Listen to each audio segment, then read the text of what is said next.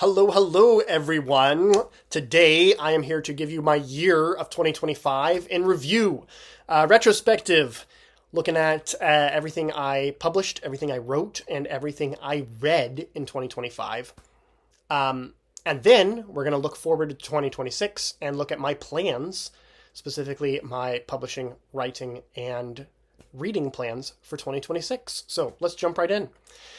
This year, I had two significant publishing milestones. The first was I finally published my book, My Father's God, which is book 3 in the Gwambi tetralogy, which is my pirate fantasy. Think like Treasure Island meets the Chronicles of Narnia. And just to catch you up, so book 1 is My Father's Land. Book 2 is My Father's Ghost. And then book 3 that came out this year, My Father's God. This might not seem like such a huge milestone since it's just book 3 in a 4-book series, but this personally meant a lot to me to finally get this book out. This book is my personal favorite in the tetralogy. It has some of my favorite story arcs and character arcs, and so it just meant a lot to me personally to finally get this book out in public and get to see y'all's reaction to it. And I was just so happy to finally get this book out. So stay tuned to hear plans about book 4, My Father's Will. But My Father's God, I got that published this year, and that was just phenomenal.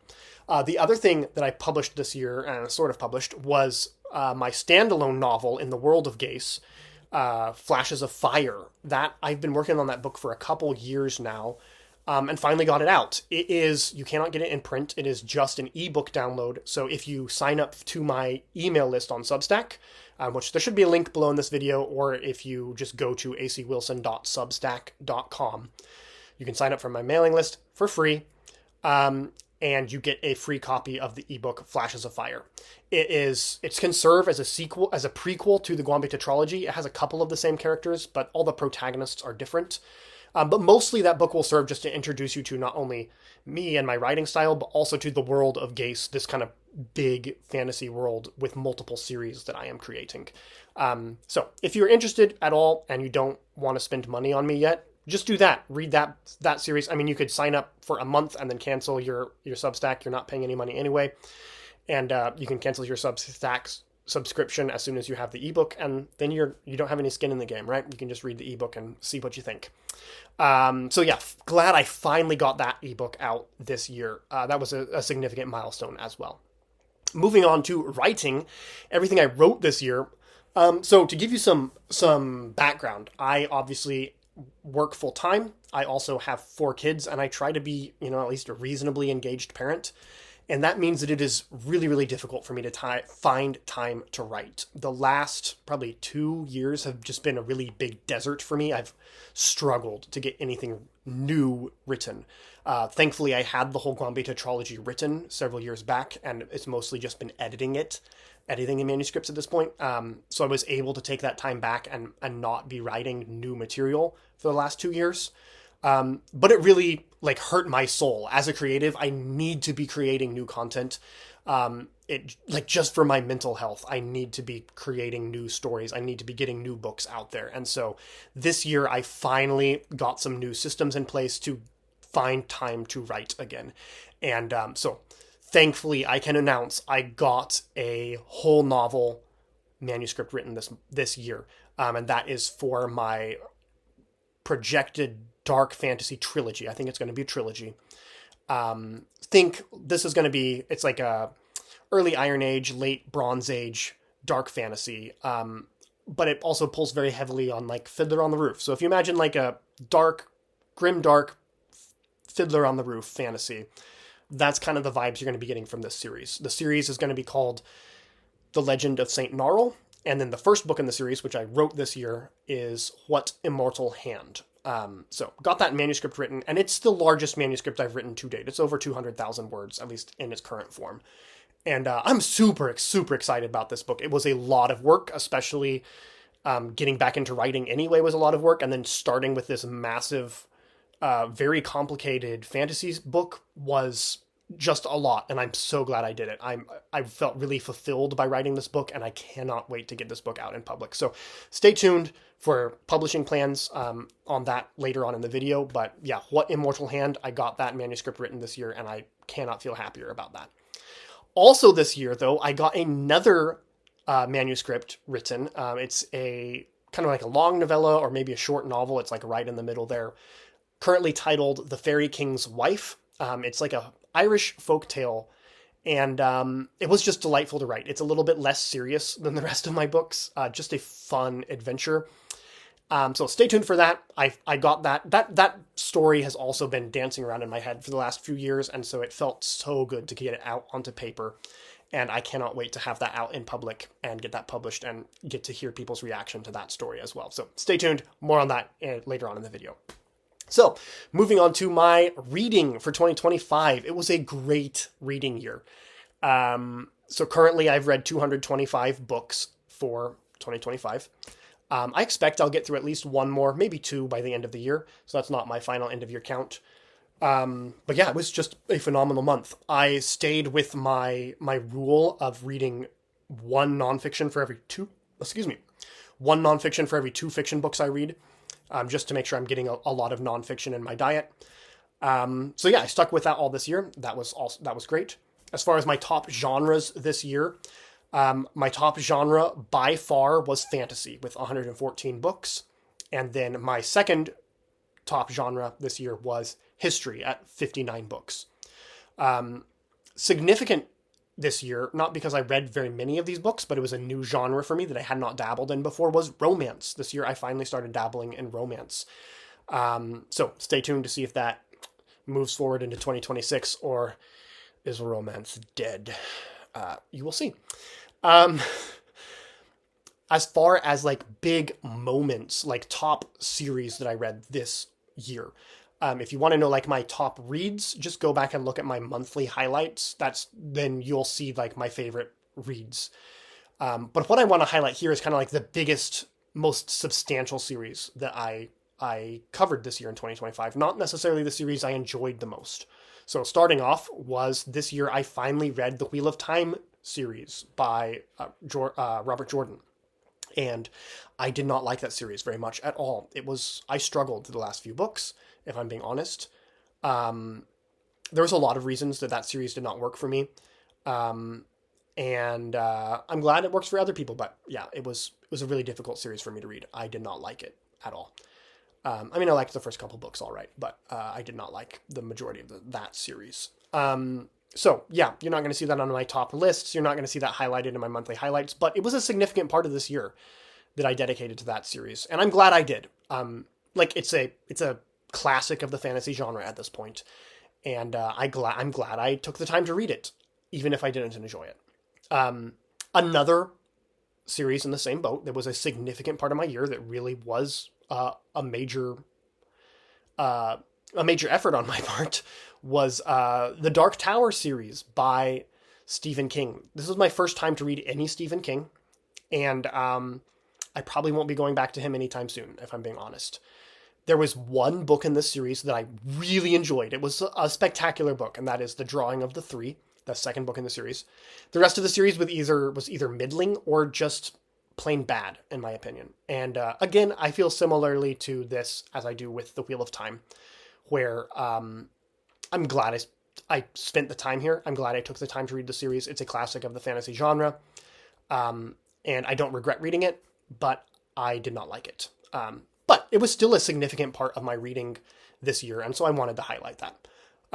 Two other significant authors I read this year that I read a lot of their works, but these are authors I thoroughly enjoyed, were Naomi Novik. This year I started reading her book, Spinning Silver. That's my first Naomi Novik book, and I fell in love, and I ended up reading every single novel she has ever written.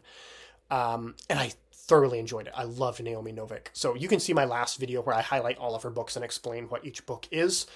But yeah, I highly recommend checking out Naomi Novik. That was such a fun world to fall into in 2025.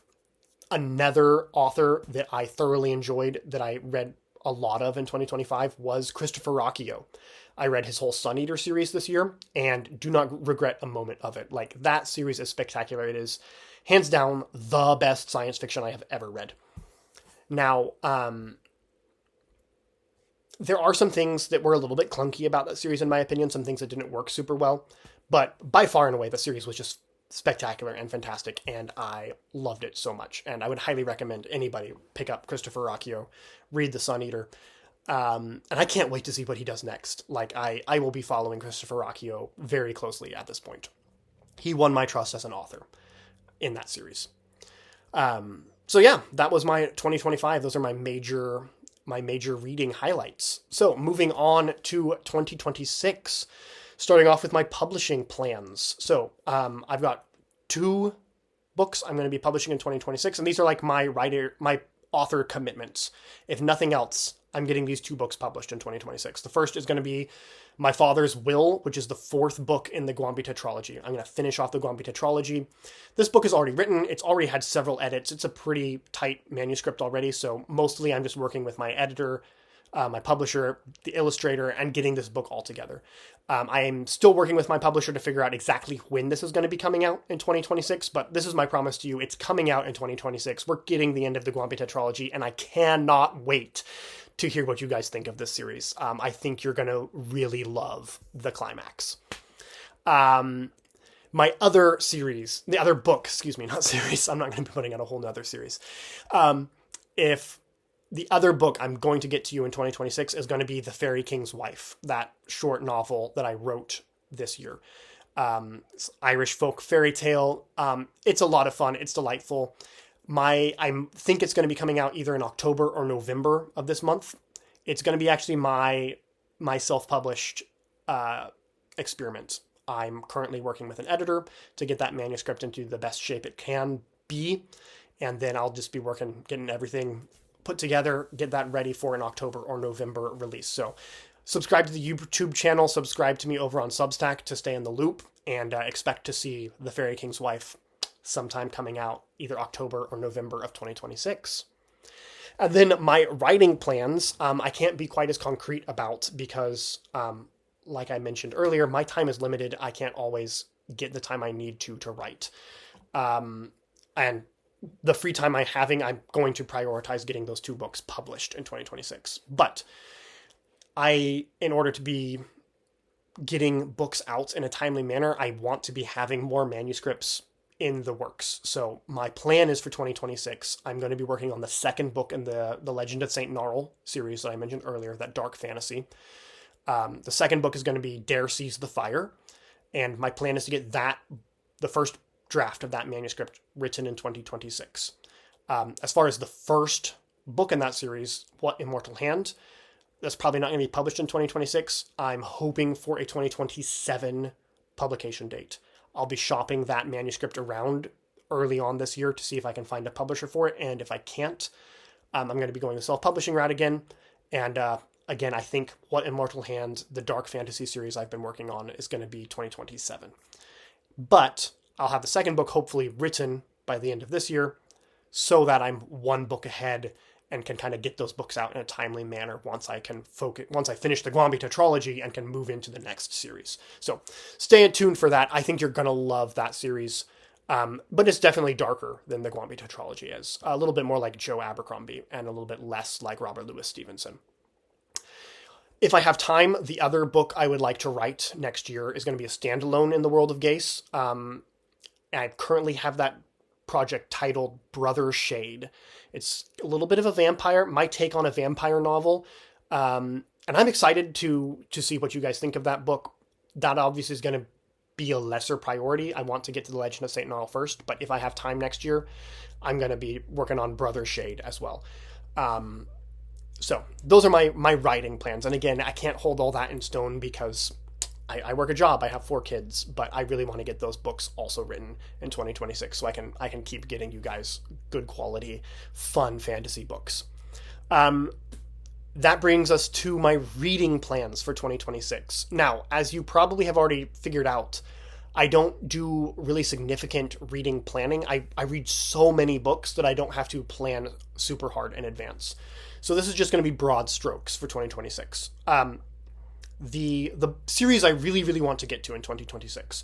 I really want to get to Malazan Book of the Fallen. I read the first book, Gardens of the Moon, this year, and I enjoyed it pretty well.